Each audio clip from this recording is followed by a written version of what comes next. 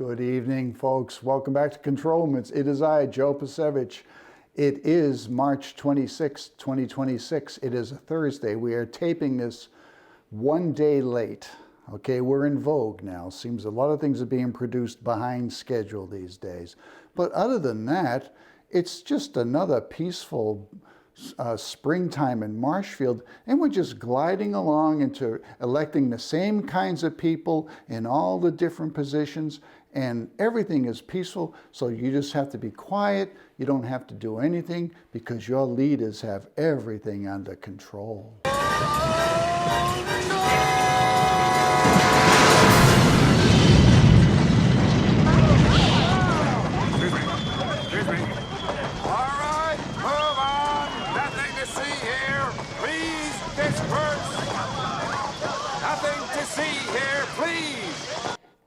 And that actually could be Town Hall that you just saw on the screen. We should have put the banner Marshfield Town Hall right there for everybody to get a kind of a clue, get kind of a taste of what's really happening in town. I've never seen anything like it, and I'm sure nobody out there has ever seen anything like it.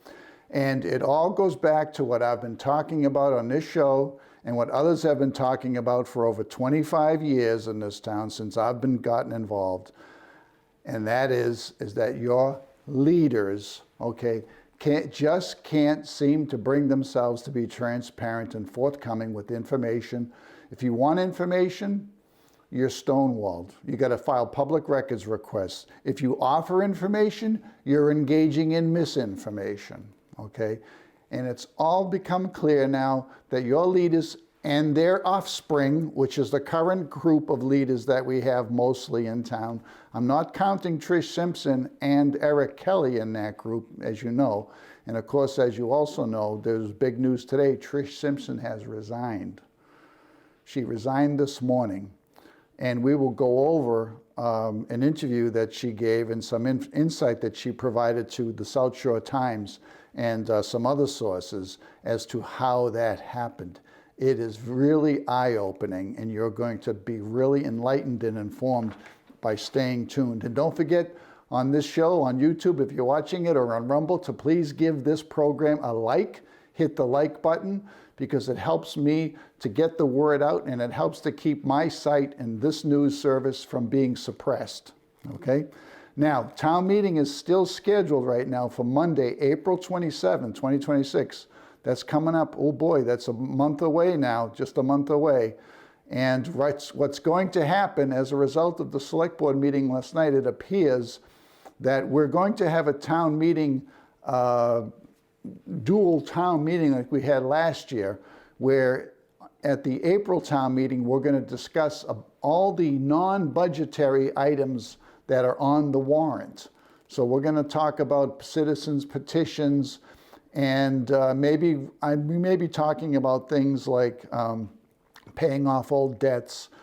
That is relatively minor, but we're not going to go through the actual town budget.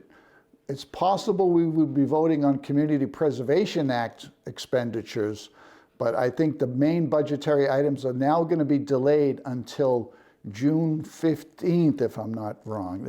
I think it's June 15th. At the same time, the town election for town offices is still going ahead for May the 2nd. That's the Saturday, okay? The first Saturday in May, the Saturday that immediately follows the beginning of town meeting, which starts again on April 27th.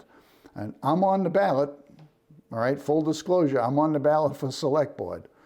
Now, the resignation of Trish Simpson, who is just about to complete her first year, throws a real curveball into the whole process, and we'll try to work through some of that tonight. But what we want to start out was, again, part of the reason we're in this situation is because people like myself, especially over the past year, have been very cognizant of the fact that we're not getting accurate numbers. And this was occurring while Rick Smith was on the advisory board. We're not getting accurate budget numbers from our leaders. Back last year, early on, it was Mike Maresco was still our town administrator, and Rick Smith was the chair of the advisory board. And we also were going through changes with regards to town accountant, town treasurer, all right, and a new superintendent for schools.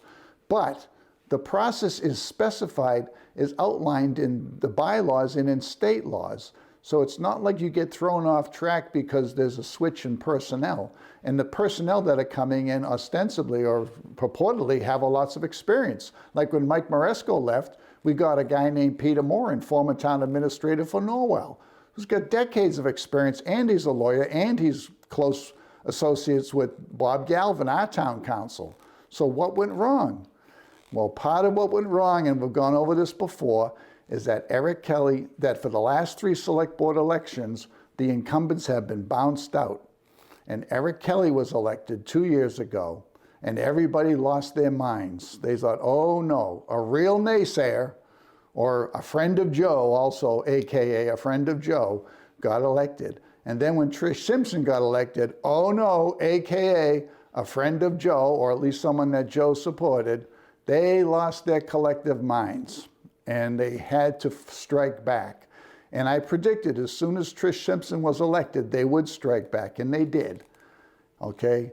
And then we know what happened after that. I got a threatening call from the chief of police. There was a big to-do meeting at town hall, and hundreds of people showed up hooting and hollering.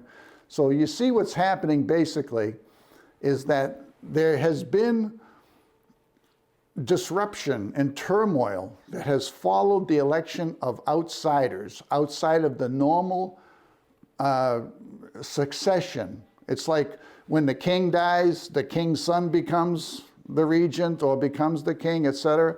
The normal process of succession has been interrupted. And I think that's basically what's behind all the chaos that you're seeing right now.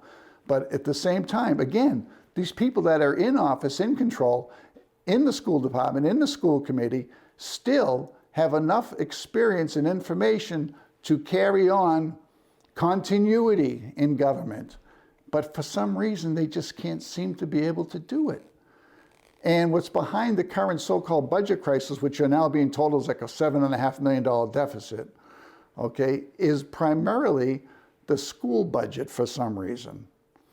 The school department is now claiming that if we don't have a big override, and don't forget, we have something like $3 million in free cash, we have over $3 million, maybe $4 million of new revenue coming in. So we have so we're going into putting together the fiscal 27 budget with like $7.5 million already in our pockets, all right?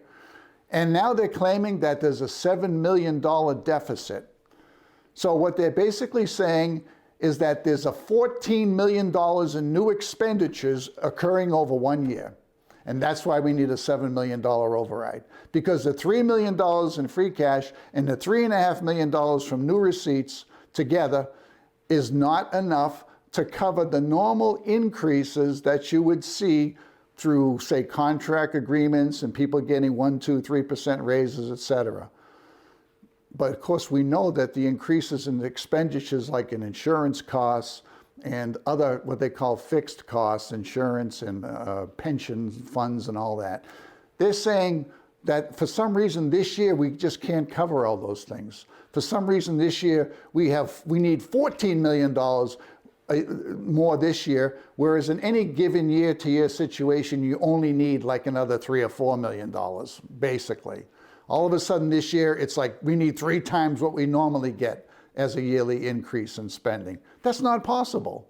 And in fact, the school department is saying that if we don't have a big fat override of like $7 million, they are going to have to cut their budget by $4.5 million, which tells me they must have had some idea, or they're setting numbers that mean they want like some crazy increase that they never got before in history, basically, in our times, and that they now have to pull back on their massive wish list, which to them is meaning that they call that a cut. So remember, as they used to say, a decrease in the increase is called a cut. And that's ridiculous, but that's the kinds of games they play.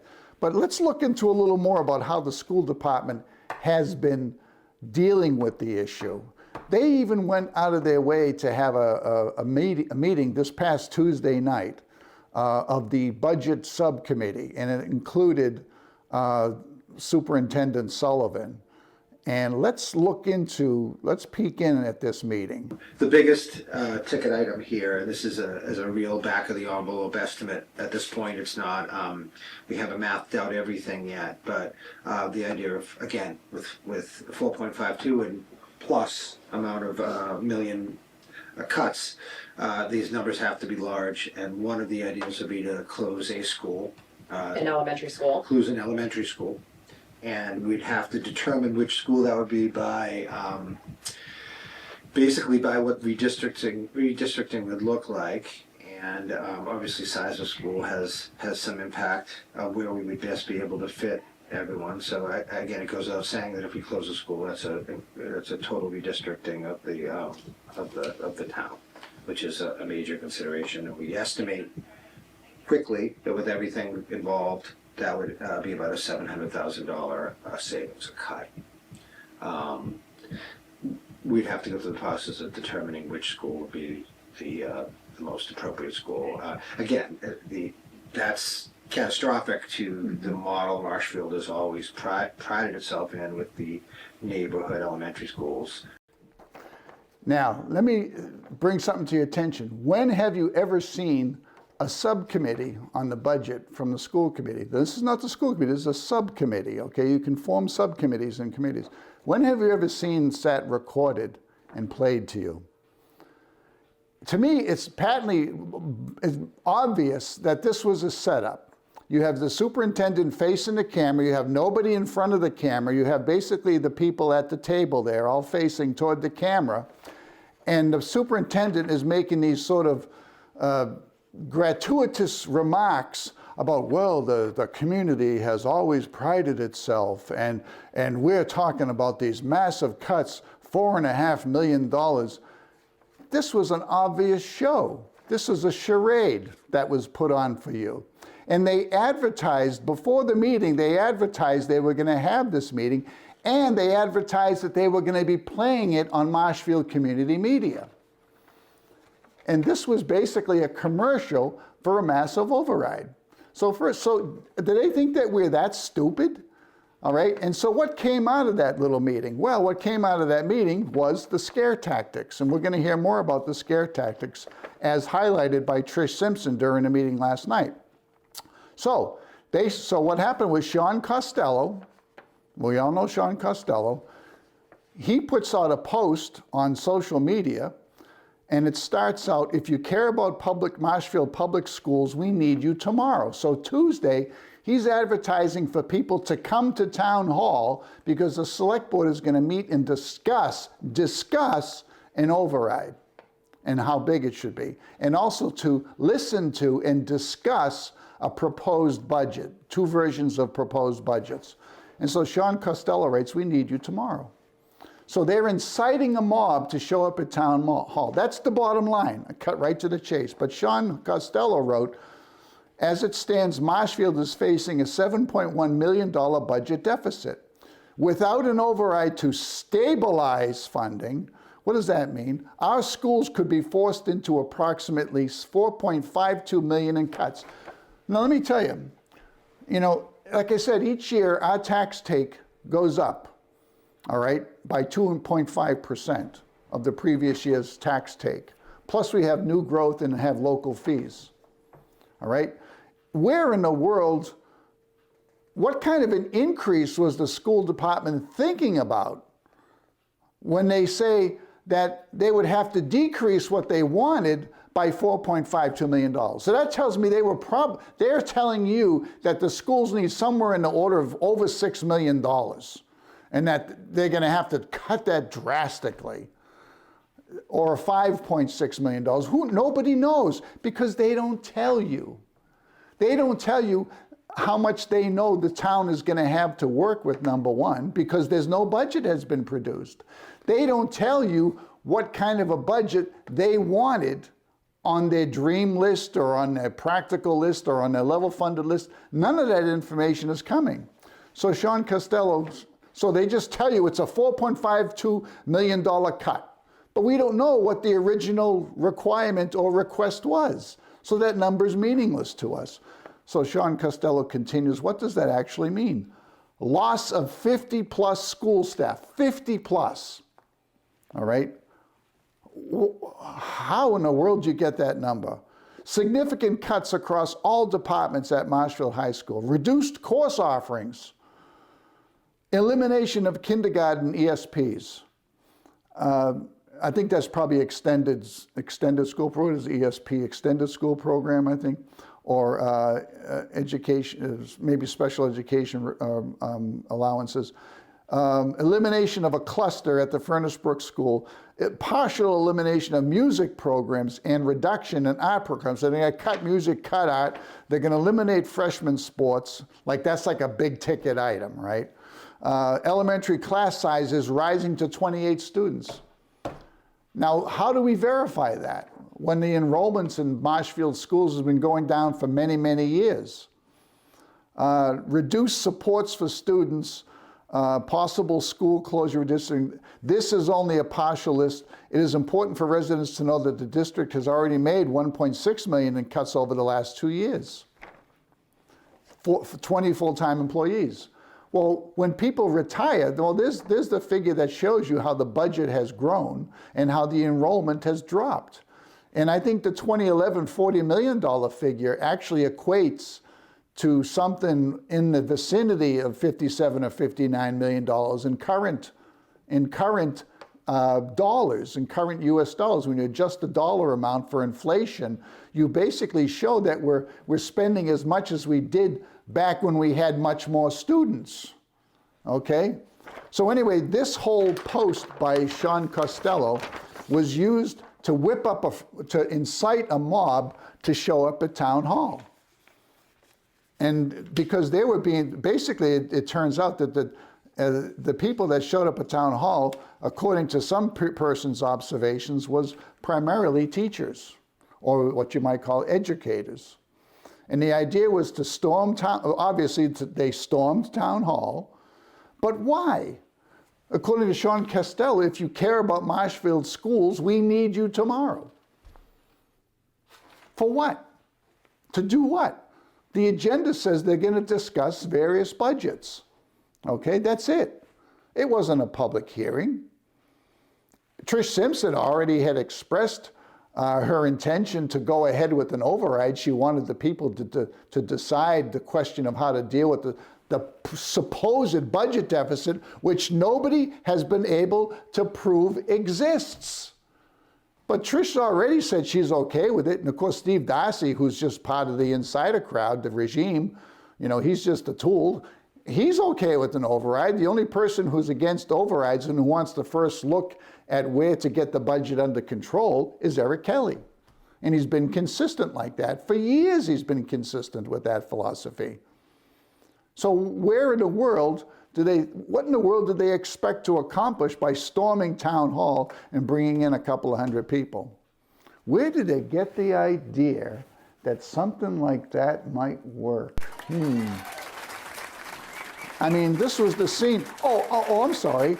No, that wasn't the scene. That was the Chief Tavares meeting debacle circus that happened back in June last year, when Chief Tavares was called in to discuss his communications with me, and instead he flipped the script and it became all about him and about how great he is, all right, and how bad Eric Kelly is. So they flipped the script. And at that time, Trish Simpson, I believe, was intimidated by the hooting, hollering, swearing crowd. And she ended up going along with Steve Darcy and saying we should just take that matter of Joe being called and you know, his letter about being harassed and threatened and stuff, and let's just sweep it under the rug. So you see what happens is that they learned, obviously, somebody in the school department, maybe it was a school committee member, or it was maybe somebody in administration. They learned that if you want to have an impact, it's like the BLM riots, you know? Let's burn things and scream and break things and stuff like that till we get what we want. And that's kind of the way the trend is going, not just locally, but in the country these days. And that's what you saw last night at the select board meeting. And we can get more into that. So that was the setup to it. The school department basically they conducted their own little commercial, their own little dog and pony show. They publicized it, they broadcast it, they sent out the memo, they sent out the list, the scare list, all right? And they got a big crowd to show up there last night. And that's what happened. And as a result of that, what is now going to happen is that there are going to be apparently, and there's an agreement that was arrived at by 2 members of the select board to have the town administrators, the temporary town administrators, to produce 3 budgets, a budget that includes no override, a budget that includes $4 million worth of overrides, and a budget that includes $7 million worth of overrides. And to have those 3 budgets voted on at town meeting sometime in June, not in April 27th, sometime in June. Now the problem with that is that if you do vote for an override, you now have to go to the polls. The voters have the final decision on whether or not there's going to be an override. And that override vote cannot occur until the selectmen vote to have an override vote. And the way that looks, the earliest that could happen would be sometime possibly late in June of this year. Now, what fell out of all this meeting? Okay. And now again, here we go. It's not like these issues are new, because myself and others have been yelling and calling out and speaking and pleading and doing everything we can to try to bring the issue in the forefront for the voters to learn about and make a decision and be involved in. I mean, this goes back to town meeting last year when Eric Kelly himself went to the microphone as a citizen, not as a select board member, and began asking about we were all asking about the condition of the school budget. The one big question that's been going around, especially with MBTA communities, is unfunded mandates. How much does the unfunded mandates cost in the schools right now?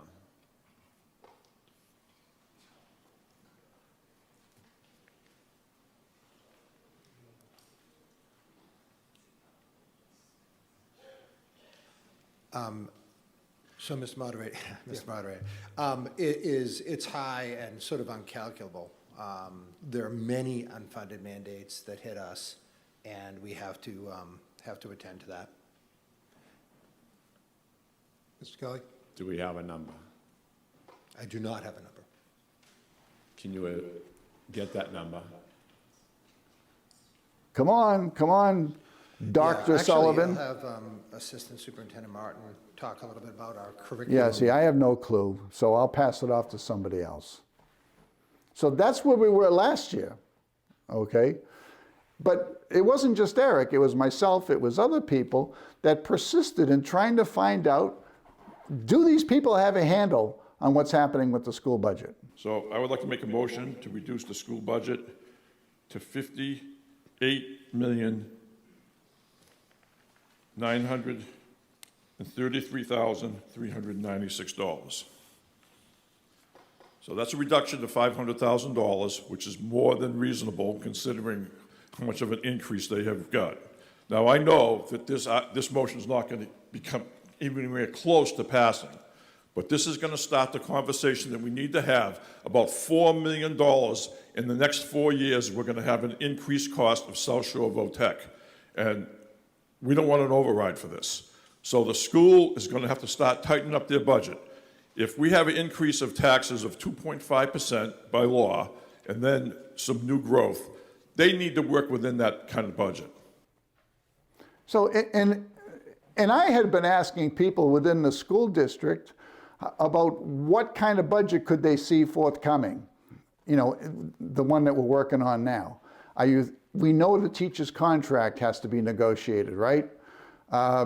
We know there's a fire contract that has to be talked about and negotiated, a police contract. So I was trying to find out personally, what is the school department going to put forward for fiscal 27? I was asking those questions, and I was told they're going to factor in a certain number. They're going to fudge a number, and they were going to include it into the numbers that they submitted to the town administrator, which at that time was Peter Morin. And Peter Morin's job was to put all those figures together and to reconcile them with the potential income that we were going to see through real estate taxes, local fees, state aid, et cetera, et cetera. And it didn't get done. It got done partially in January, but it's supposed to be complete by the last Monday in January under our town laws, and it didn't get done. And now we have Charlie Sumner. So we have a tag team in town hall. And with their decades of experience and legal experience and budget experience, we still don't have it? Anyway, so people were asking questions, and I think there was one other comment at town meeting. Wasn't there another comment? So Steve Lynch and I, myself, and others were asking all these questions, trying to find out if and we could see that we had obligations under our agreements and our entry into the South Shore Voc Tech system that were going to cause liabilities, that were going to cost us lots of money. So we don't want overrides. Nobody can afford overrides. Look at your energy bills. Look at your grocery bills. Look at your gasoline bills. Look at your natural gas bills. Look at your insurance costs. We can't handle it anymore. We can't take it. The town has to learn. And every time you have a 2.5% increase in revenues under Prop 2.5, and then you add to that new growth and you add to that other local revenues, that's a figure that the town has to learn to live with. You have to learn to live within your means, okay? Now, Proposition 2.5 is written so that you can vote for an override. That is always an option. But whether it be for an operational override, which is a forever override, that's a number that's always going to be on your tax bill. It's going to be above and beyond what you could normally expect to be in the tax bill. And you can also vote for a debt exclusion override, like if you need to buy a fire engine or build a new school or something like that. And we're carrying, I don't know how many debt exclusion overrides we're carrying right now, but we're carrying multiple debt exclusion overrides that we'll be paying for the next 10 to 20 years. Isn't that enough? And now they want to add on to it? And now the school department can't be up front and straight with us on what the actual expenses are? Because nobody has a budget. So anyway, maybe we should go on to the meeting last night that happened last night. And again, I think, as you just saw in a clip I showed you from that circus that happened in June last year with the Tavares meeting, the Tavares-related meeting, that these people learned from it. And so they filled up the meeting, they filled up the select board room. And that select board room, by the way, has a posted capacity. You're not supposed to exceed the allowable capacity of that room. And don't forget, and I don't want to use scare tactics, but I believe when Town Hall was being worked on a couple of years ago, they had to add extra floor joists, okay, where that room is located in other parts in the Town Hall, because the floor wasn't rated to hold beyond a certain weight. There's dead weight, there's live load and dead load and all that. I'm not an engineer, but my understanding is that floor had to be reinforced, and also that there was an occupancy limit applied to the selectmen's chambers.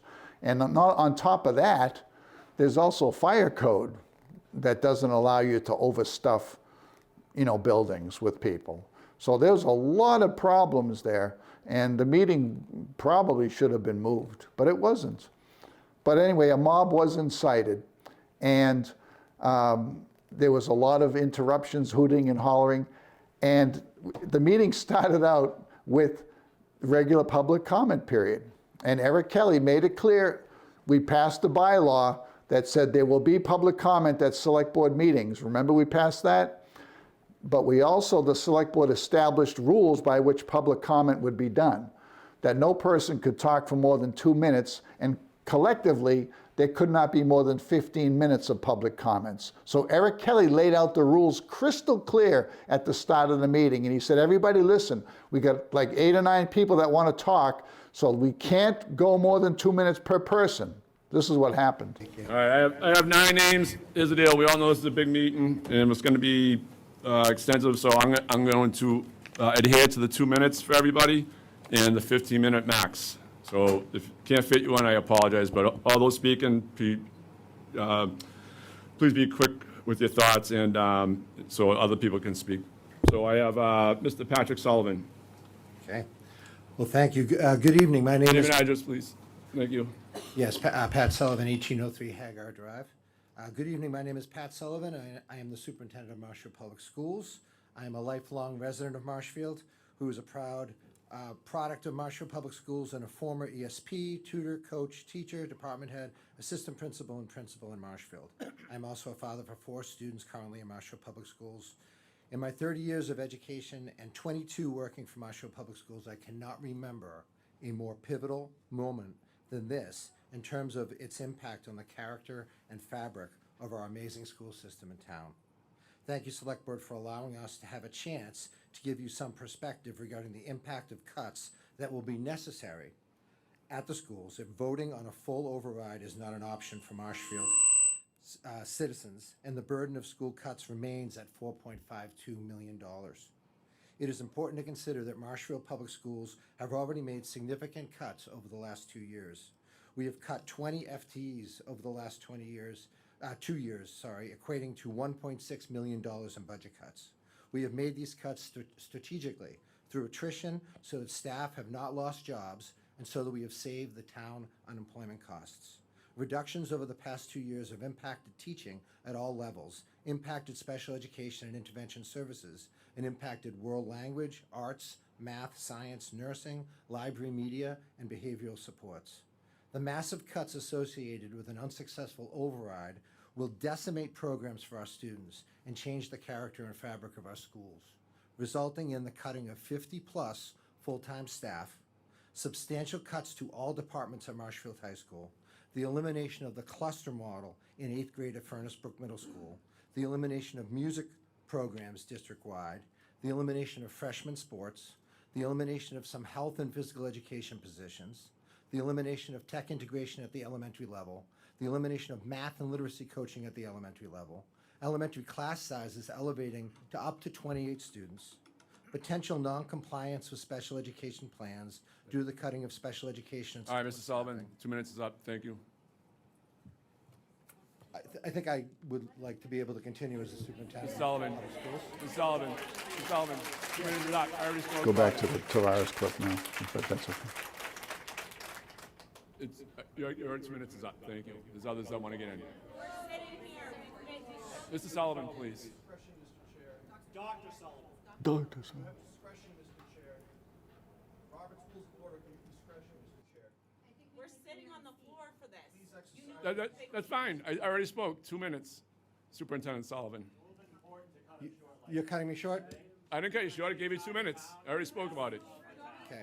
Well, the town's seeing what you're doing. Thank you. The town is seeing what you're doing. Yeah, see, the town is seeing what you're doing. He's enforcing the rules. That's what Eric's doing. The town is seeing that Eric Kelly is enforcing the rules that he spelled out clearly, unambiguously, and he thinks he should be able to just go on. And what he's doing, he's reading exactly, almost exactly, word for word, what Sean Costello had already posted on social media hours earlier. And he has the nerve to say, thank you for giving us the chance to share our thoughts and our opinions. Well, that's what you're supposed to have been doing. You were supposed to have been in town hall talking to Peter Moran and Charlie Sumner and the select board members individually or during a session, and Meg LeMay, the accountant. That's what you were supposed to have been doing. But apparently it didn't happen. So you've got the nerve to turn the normal process of working out a budget agreement and understanding into a circus. Again, it goes back to June of last year. Turn these procedures into circuses and then read from a prepared script. Does that look familiar? Is there a flashback? Flashback, deja vu. It's like deja vu. I'm getting PTSD and deja vu all over again, okay? And I tried to speak, and I had something to say. I wasn't allowed extra time. Joe Pasevich, Wilson Road. Thank you to one of the previous speakers for recognizing that there are people in this town that have been speaking up for a long time. Myself, I've been at it for like 25 years. Every time I'd get up at town meeting to ask questions about salaries, about appropriations, I was faced with ridicule and insults and harassment. But I'm not going to stop, because this is what I am. This is who I am. Call me a fool if you want, but I'm going to keep asking questions. As far as this, and transparency, boy, that's been our number one task. All of a sudden, everybody's real interested. What's motivating these people to be interested all of a sudden? Think about it. Same thing that motivates the taxpayers that are going to facing all kinds of cuts in their households right now and difficult decisions. But at the same time, yes, we haven't been given the information. We have no information. We have no figures. I watched the school committee subcommittee meeting the other night, from the other night. You guys were totally, you had no idea. It was maybe, possibly, we got to revisit. So many uncertainties. And then you throw in the mention of the teacher's contract that's coming up. You don't even have numbers for that. I hope these guys have gotten some of those numbers, because we haven't seen them, and we're being told that the public won't see these documents until Monday. So no, it's impossible for anybody rationally and intelligently to try to make some kind of decision about an override. It's just impossible. But with that word, I just want to make a suggestion and take this into consideration, Mr. Sumner and Mr. Moran. If there is an override on the ballot, please consider a format where you have like a 50% implementation, in other words, a withheld levy limit, so that maybe if there's like a $3.5 million override, there's like a $1 All right, Joe, 2 minutes is up. Withheld. Thank you. Thank you. Shut me right down, but I was able to get my points in. I could have spoken more, all right? I could have gone on and on and on. But see, this goes back to the clip we played of Steve Lynch. Basically, we're all trying to do the same thing. We're trying to get them to be on the ball and to explain to us and to prepare for what's coming down the road. But these people don't seem to think that way. They seem to think all they have to do is get a mob together and push for an override. Scream and hoot and holler. Now, later on in the meeting, Trish Simpson made her statement about an override. And this was a very well-prepared statement on Trish's part. And she was doing her best. Now, she's a teacher, all right? She's a former Norwell public school teacher, all right? She's got an affinity. She's like part of the crew, basically, of educators. Oh, and we want to talk about what some of Trish's comments were after the resignation. But here's Trish at the meeting last night. After last year's significant raises, we should also ask whether those in top-level positions are willing to accept reductions before considering cuts to the frontline staff. I'm willing to forego my annual $1,000 I make for this job. What sacrifices are others prepared to make? We must all take responsibility, work together, and be honest about the true state of finances. It is unfair to raise taxes now only to find ourselves in the same position next year. Moving forward, I would like to see a comprehensive townwide salary study, staffing study, and annual performance reviews for all administrative positions. And people putting out the job fear, loss, look and see where they fit into this problem. Okay, this didn't happen overnight. But the people that are saying we're cutting teachers' jobs, DPW workers, where were they when we were going through issues? Thank you.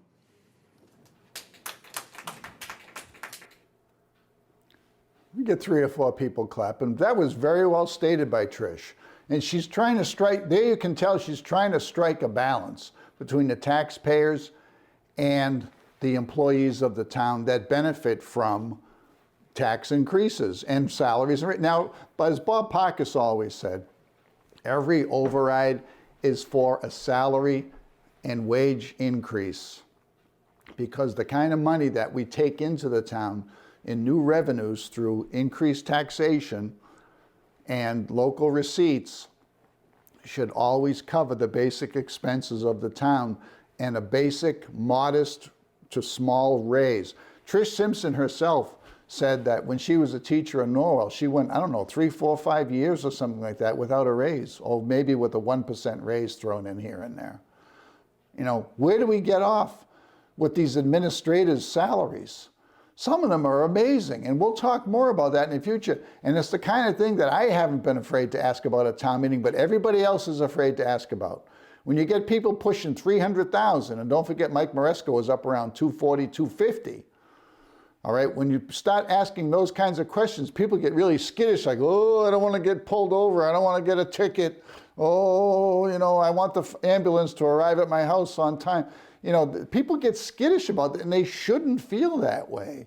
There should be an honest dialogue and an honest sharing of information with all of our public servants and first responders about what we really have and what we can really afford.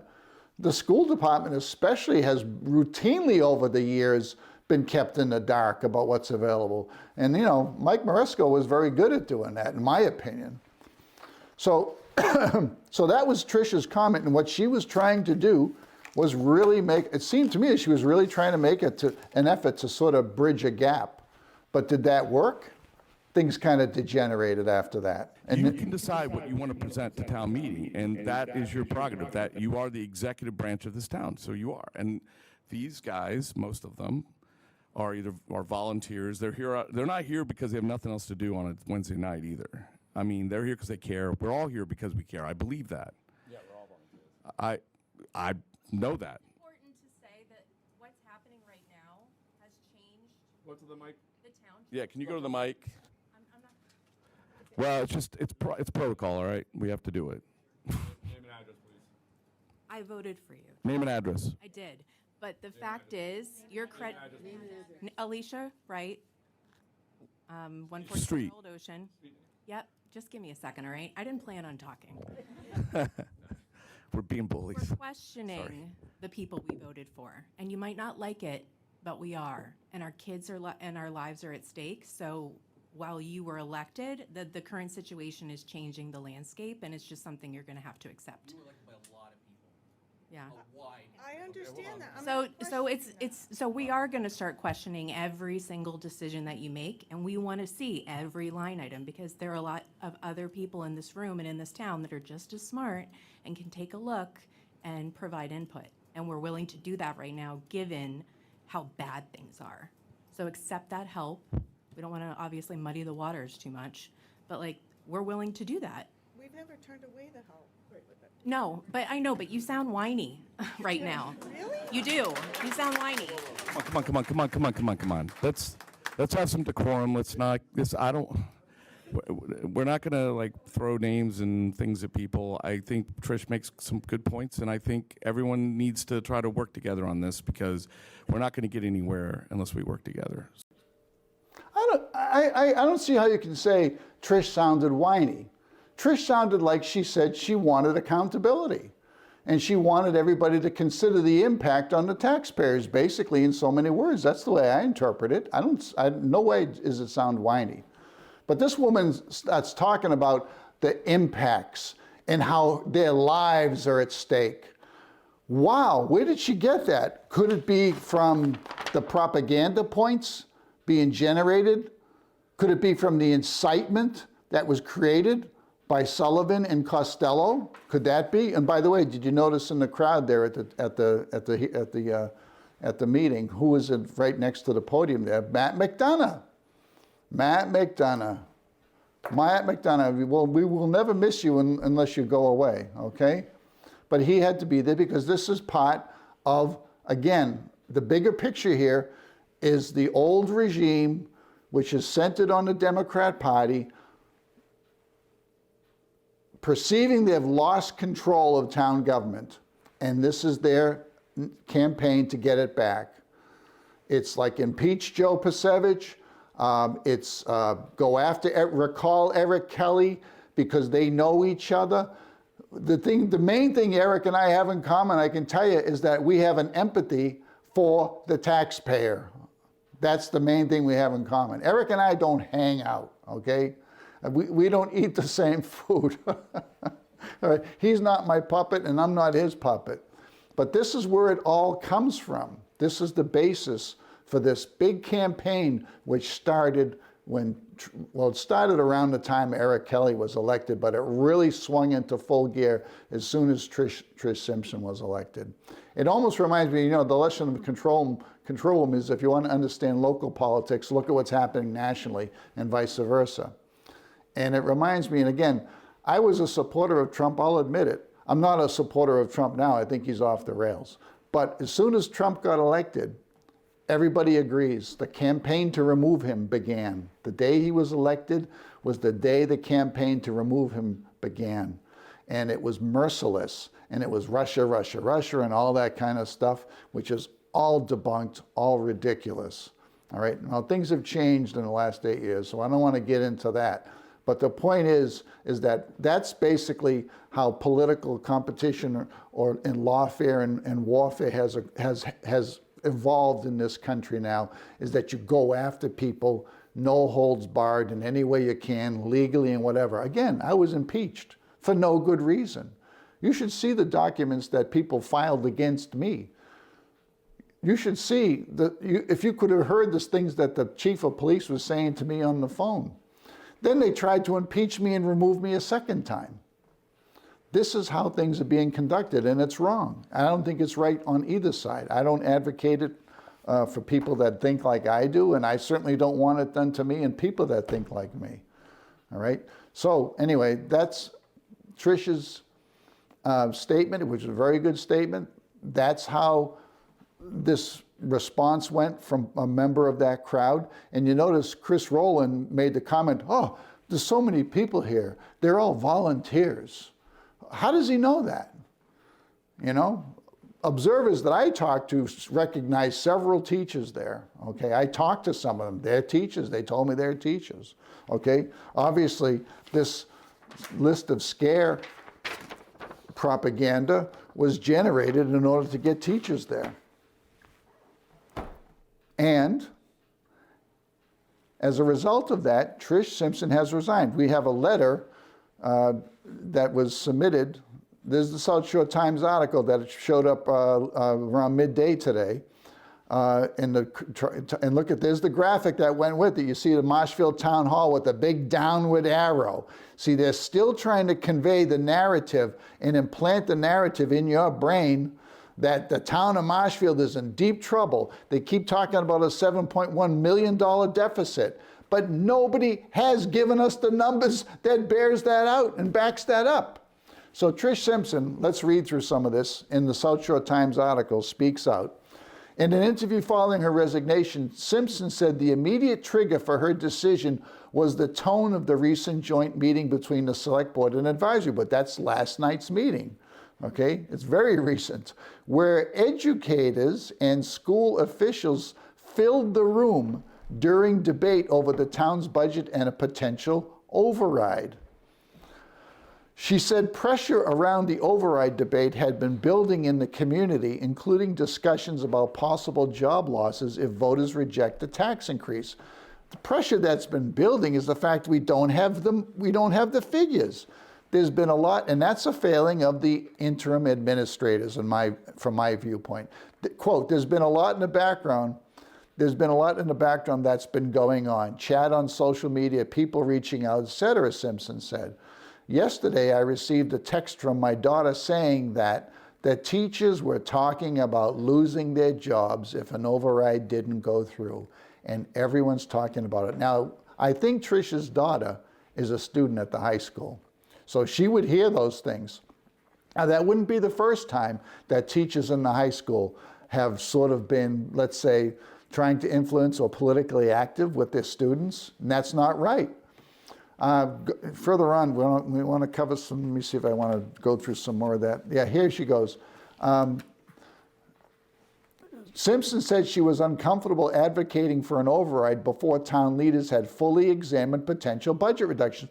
That's completely logical and reasonable. Quote, I did speak up about how I was struggling to feel comfortable pushing an override when I feel like people weren't coming to the table and being honest about where the cuts could be made, she said. And until we did that, we shouldn't be talking about cutting jobs and scaring people.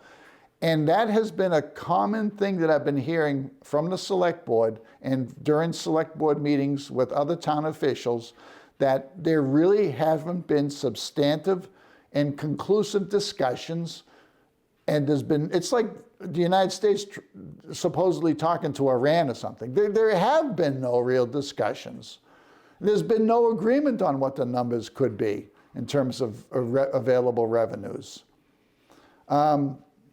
According to Simpson, the joint meeting drew a large contingent from the school department. Now, she recognized that it was a large contingent from the school department and quickly became tense as members of the audience reacted to comments from the board. She said the meeting had been intended as a discussion between the select board and the advisory board rather than a public debate. And that's where the select board lost control. This should not, quote, this should not have been a public forum. And of course it shouldn't have been. But Eric Kelly is very liberal. He lets people talk if they come from a position where they know something and can contribute and where they're really urgent. So Eric's been very liberal about that. He's been very good about that.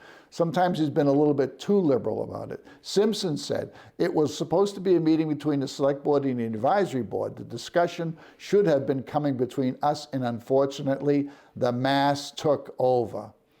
So she began to question what was going on.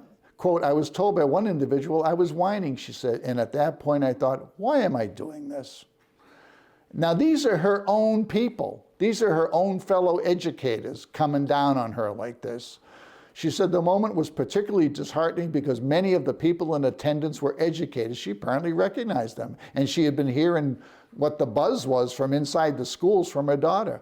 When I'm looking at a full room of educators, and I'm an educator myself, and I teach college students professional skills, going out into the workforce, and these people are treating me like this, I was absolutely disheartened. Wow. You know, this reminds me of when I was fighting battles at Town Hall over the Beacon 40B and the airport expansion, and I saw my own officials were not being genuine and were not being sincere, even though they had been directed by the citizens and the voters to do something on those issues, and then they would actually act in ways that, to me, hampered the process and went against the will of the voters. I can tell you how I felt.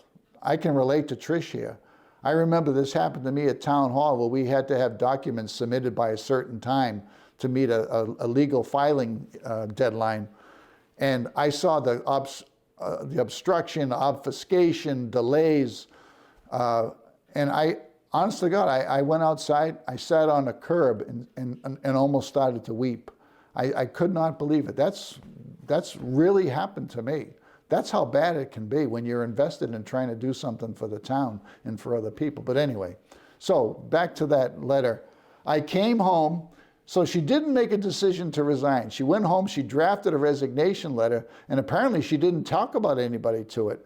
And then she decided to wake up and read the letter again, and if she still felt the same way, she would submit it. She woke up the following morning, confirmed her decision.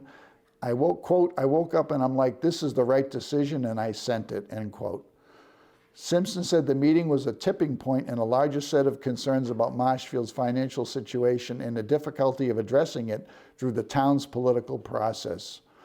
Quote, nobody is willing to say that we are in severe financial restraints, Simpson said. Quote, and the school department will not give up anything, and they're not willing to come to the table and try to be creative. That's what I've been saying the issue is. Steve Lynch, myself, write down a list of all the people that have been asking for some openness and for some planning to, quote, to try the fear tactics. And again, this is Sean Costello's little post on Facebook, and scaring people into we could lose this and that, where could we close an elementary school, et cetera. At the same time, Simpson said she had been meeting with other municipal unions to make clear that she did not want the town's financial challenges resolved through layoffs of frontline workers. So she's trying to preserve jobs, and she's trying to take in consideration what the taxpayers can afford. I sat down and talked with the fire union last week in the DPW, and I said, I do not want this to fall on teachers, firefighters, DPW police. Simpson said, the last thing I want to do is see people lose their jobs. But you know what? The current budget, Simpson said she believes the current budget situation reflects long-standing structural issues within town government. When she joined the select board, she said she was surprised by the way budgets had been prepared in the past. I'm just shocked at what I walked into a year ago, Simpson said. Departments were being handed budgets. They weren't creating them. It was totally backwards. Well, it's supposed to be basically a two-way street, okay? She said the town administrators have been working to rebuild the budgeting process while also trying to close a significant financial gap. And basically, she was quoted as saying, past spending decisions and a lack of financial planning contributed to the town's current deficit. We're in the hole in the continuous overspending in some departments more than others. And what is the nature of that overspending? What is the nature of the overspending? Class? Anybody out there with an answer? Raise your hand. Yes. Salaries. Salaries and big raises. And Simpson's right and I'm right when I say what we need is a line-by-line review. A line-by-line review. And we need to be looking at some of the massive salaries, all right, especially among administrators. The people that are at 200 or well over 200, $300,000 a year. And that's where we need to start. It needs to be a line-by-line review of everything in the budget. So I hope you are more enlightened as to what happened. Trish Simpson is gone now. Her resignation was effective immediately. So what has to happen now is a multiple stage process. And that is this town clerk has to receive the resignation letter. She has to certify that there is a vacancy. There is a notice, when that goes out.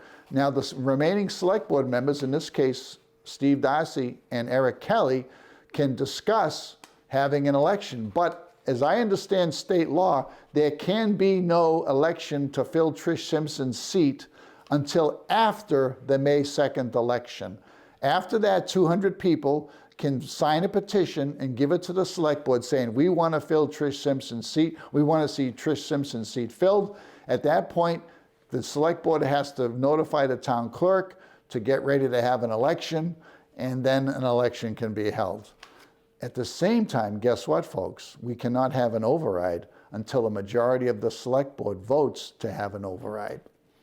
So as it stands right now, there's 2 people on the select board now for at least maybe 30, 45 days or more, so we can't have a vote on an override yet. And that's where we're going to leave it for now, and we'll pick up next time. I hope this was helpful to you. Have a great night, everybody. If you see me on the street, please say hi, and don't forget to push the like button on this video. Good night, everybody.